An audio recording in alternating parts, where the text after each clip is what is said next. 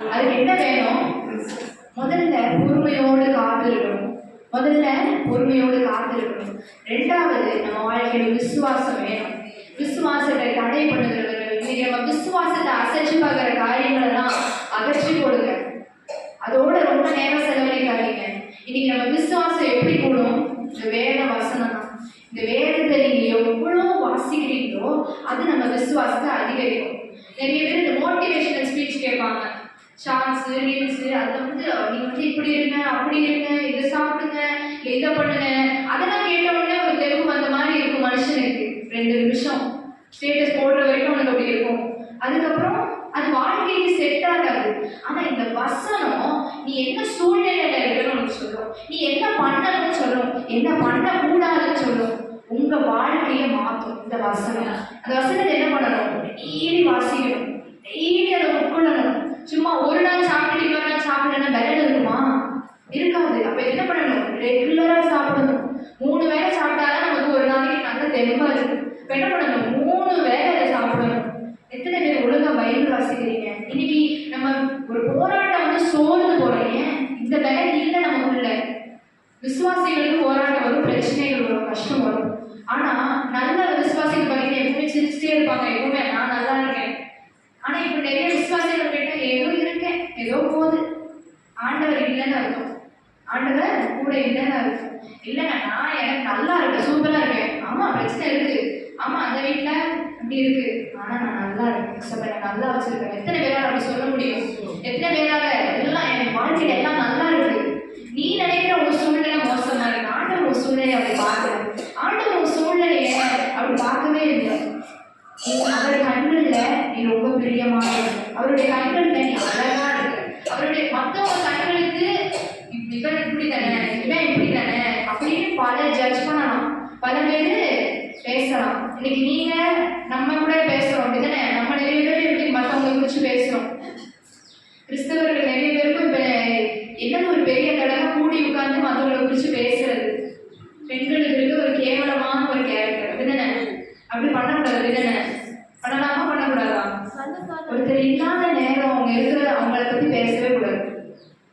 இன்னைக்கு விசுவாசம் கூடி 2 பேர் சேர்ந்துருக்கீங்களா? வேதத்தை குறிச்சு பேசுங்க, வேதத்தில் உள்ள ரகசியங்களை குறிச்சு பேசுங்க. ஏசப்பா என்கிட்ட இப்படி பேசினாரு, இதுக்கு என்ன அர்த்தமா இருக்குமோ, இதுக்கு என்ன, அந்த மாதிரி கேளுங்க. டவுட் வரணும் உங்களுக்கு வேதத்தை குறிச்சு, அதை குறிச்சு 4 பேருக்கு கேட்கணும்.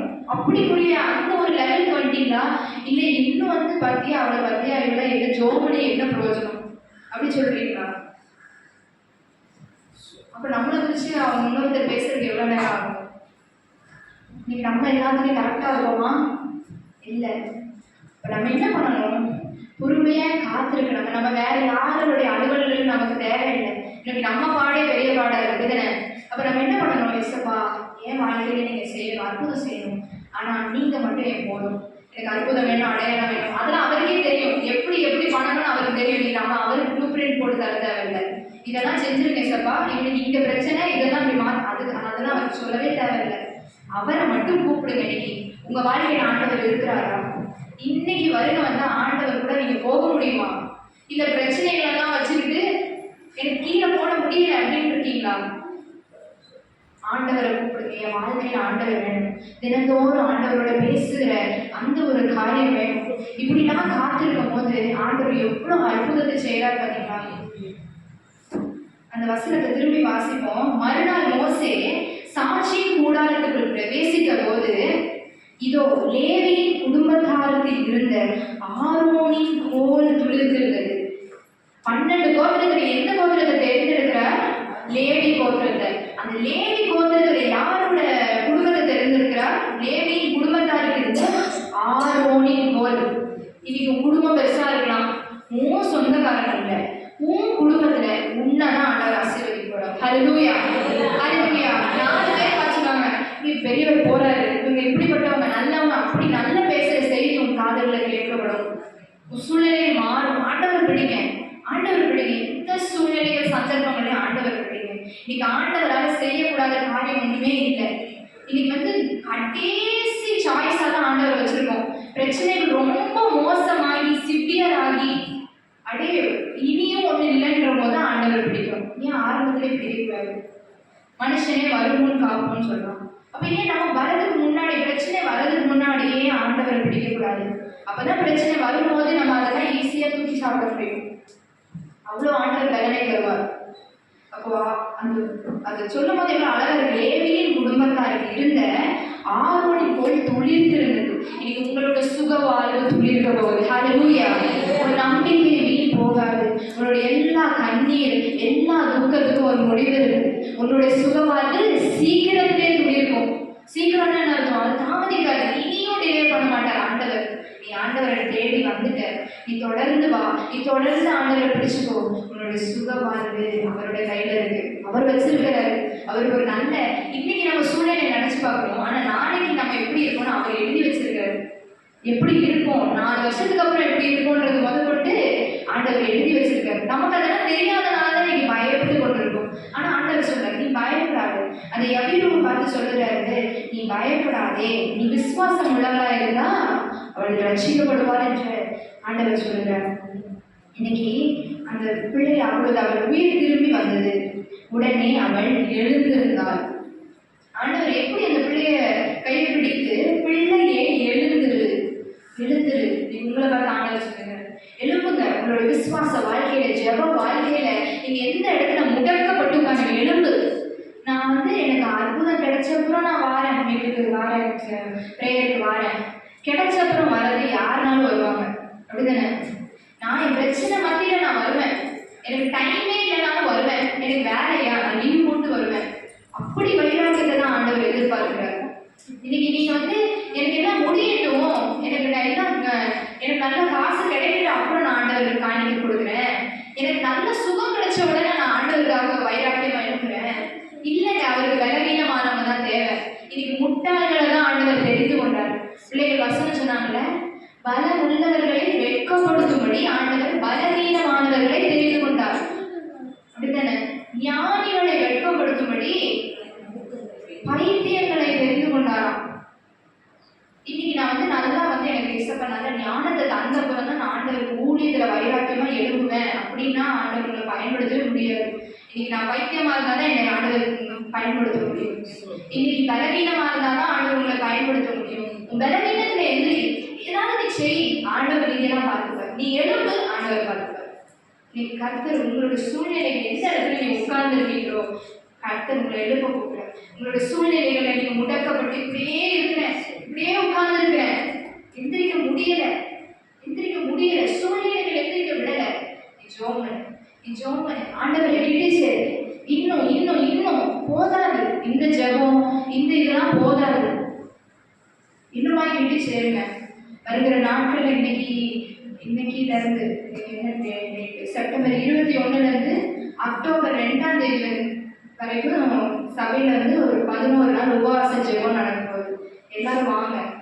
எத்தனை நாள்களாக உங்களுக்கு ஒரு நாள் கூட வர முடியல, ஒரு 2 நாள் இல்லையாவது ஒரு நைட்டு தான் நடக்குது. ஒரு 1 மணி நேரம் ஜெபிச்சுட்டு போங்க. இன்னைக்கு அந்நியர்களுக்கும் ஆண்டவரை அறியாதவர்களுக்கு இருக்க பக்தி இன்னைக்கு கிறிஸ்தவர்களுக்கு இல்லை. பலவீனமா இருக்கு, நாளைக்கு நான் ஜெபம் பண்றேன், எனக்கு முடியல, நாளைக்கு பார்த்துக்கலாம், அப்படி இருக்கீங்களா? ஆனா இன்னைக்கு பாருங்க சுத்தி என்ன நடக்குதுன்ட்டு. அவங்க அவ்வளோ உற்சாகமா இருக்காங்க. ஒரு ஃபெஸ்டிவல் ஒரு இது விடலை, எல்லாத்துக்கும் அவங்க மும்முரமா இருக்காங்க. இன்னைக்கு அந்த மும்முரம் உங்களுக்கு இல்லைன்னா பரிதவிக்கப்படுவீங்க. இன்னைக்கு ஆண்டவர், நான் வேற யாரையும் எடுத்துட்டு நீ இல்லைன்னா அந்த கல்லுகளை கூட வச்சு நான் எதனால செய்யணும்னு சொல்லிட்டு ஏசப்ப போயிடுவேன். இன்னைக்கு நீங்களும் உங்க குடும்பம், உங்க பிள்ளைங்க நீங்க கைவிடப்படக்கூடாதுன்னு நினைக்கிறீங்கன்னா ஆண்டவரை விட்டு சேருங்க. இது ஒரு முடிவு காலத்துக்கு வந்திருக்கிறோம், முடிவு காலம். இன்னைக்கு உங்களுக்கு ரட்சிப்பு, உங்க பிள்ளைகளுக்கு ரட்சிப்பு, உங்க குடும்பத்துக்கு ரட்சிப்பு வேணும்னா, காப்பாற்றப்படணும்னா இன்னைக்கு நீங்க ஆண்டவரை விட்டு சேரணும். ஒரு வசனத்தை மட்டும் சொல்லி நான் முடிக்க போறேன். எடுக்கலாம். எசேக்கியல் 9:4. எசேக்கியல் 9:4.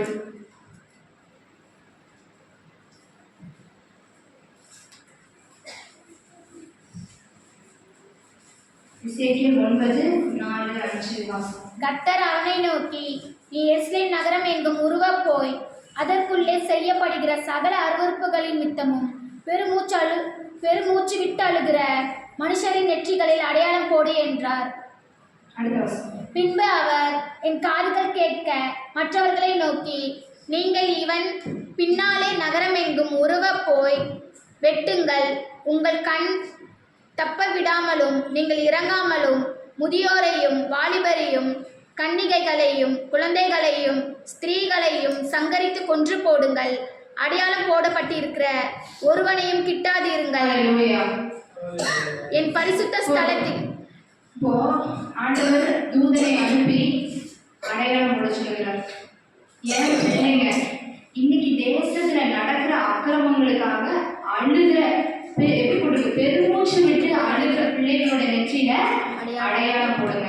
அடையாளம் போடாத மற்ற எல்லாரும் போடுங்க, போட்டு முடிச்சிருங்க அப்படின்னு இயேசு சொல்றாரு. இன்னைக்கு நமக்கு தெரியாது நம்ம நெற்றிகள்ல யாரு தூதன் வந்து அடையாளம் போட்டு கொண்டு இருக்கிறான். இன்னைக்கு அழுது கொண்டு இருக்கவங்களுக்கு அடையாளம் போட்டு போயிடுவோம். மீதி யாருக்கு என்ன நடக்கும்? வெட்டி போடுங்கன்னு சொல்லி முடிச்சுட்டாரு ஏசப்பா. அவ்வளவுதான். ஆண்டவர் அன்பான தேவன், அதே நேரத்தில் உக்கிரமான தேவன். இன்னும் உன் குடும்பத்துக்காகவும் பிள்ளைகளுக்காகவும் இந்த இருக்கிற சூழ்நிலைகளுக்காகவும் அழுது கொண்டு இருக்கிறியா?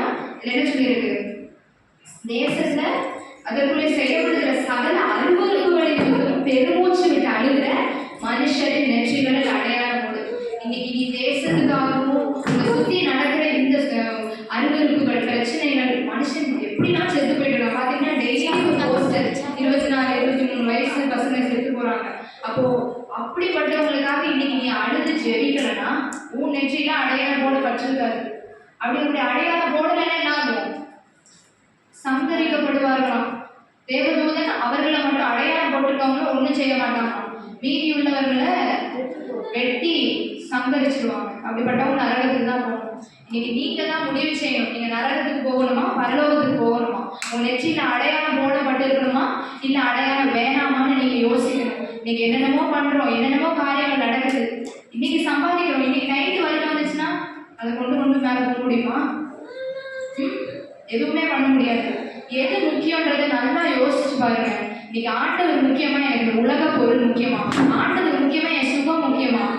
இன்னைக்கு நான் ஹாஸ்பிட்டல் போயிட்டேன், இன்னைக்கு வேலைக்கு போயிட்டேன், இன்னைக்கு இந்த ஃபங்க்ஷனுக்கு போயிட்டேன்.